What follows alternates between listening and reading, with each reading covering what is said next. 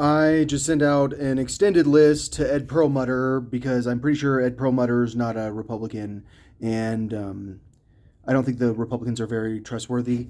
And my congressman is a Republican that's a diehard Trump person.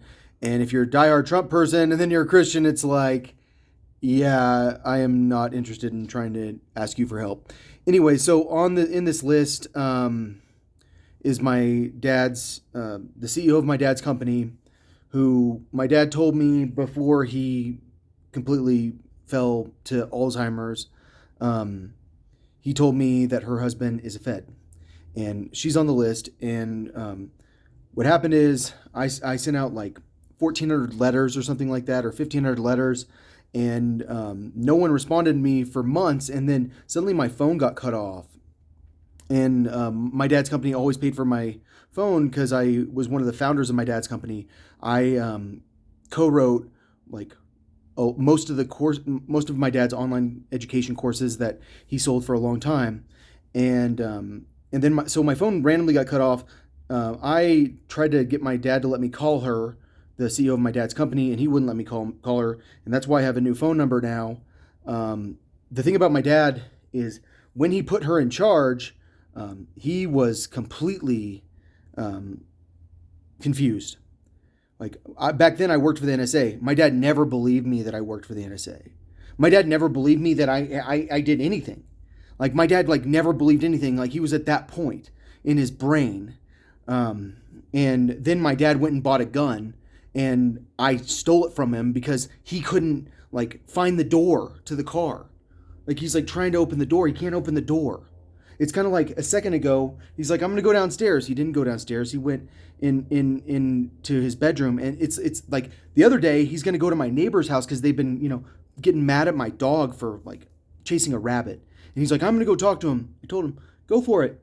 He can't leave the house. He doesn't know how to leave the house. So I don't have to worry about it because he doesn't know how to, because his brain is so ruined. He can't leave the house without help. He doesn't drive anymore. He can't get water for himself. But back 4 years ago, when he put this woman in charge, he just was confused a lot, and and sometimes you don't notice that a person has dementia or Alzheimer's until you really notice.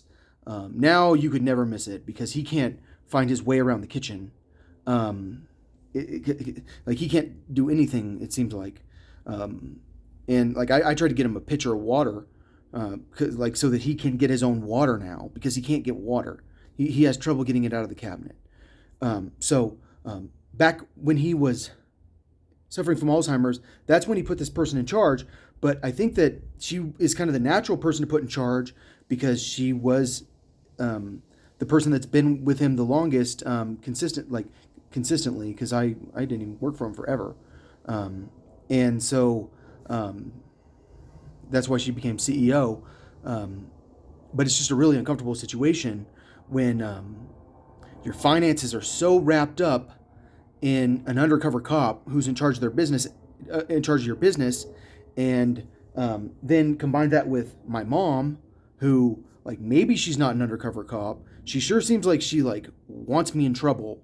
It's hard to explain how you can have this person who wants you busted, and then you live with them, and it's just I don't know. Maybe she's not. Maybe, I mean, I don't know. I feel like she's always wanted me in trouble. It's like when I was 14 years old and I moved to Kerrville, Texas, and she faked her leg wouldn't work because she had multiple sclerosis. And she was like, my leg won't work. I can't drive because she can't hit the brake. I didn't even have my driver's license. She just wanted to see if I'd get nervous while I was driving her car, because she wanted to find out if I knew about the drugs. Did I find out about the drugs? She was trying to see if there was some sort of tell, because maybe I'd be nervous of driving the drugs around. That's my opinion about it. She sure doesn't have problems with her leg now. That was the only time back in Kerrville was when she really had problems. It's well, how could you do that to your teenage kid? If you're an undercover cop, you marry into a family, and then you have kids with them, and then you want to scare your kid to see if your kid is selling drugs because you're spying on your own child. It's really? I mean, I don't know. It sounds impossible that an undercover cop will marry someone, but then my brother married someone who's an undercover cop, and she spread a rumor all over town that I was looking at porn with her children. Someone walked up to me and asked me if I had been looking at porn with these kids.